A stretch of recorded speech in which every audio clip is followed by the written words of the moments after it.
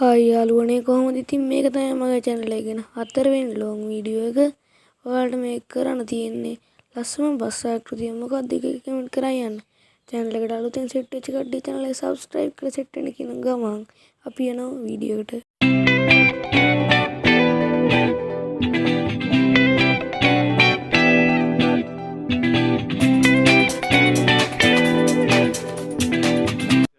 කාලේ කවුරු කාව මරන්න හදනවද කියලා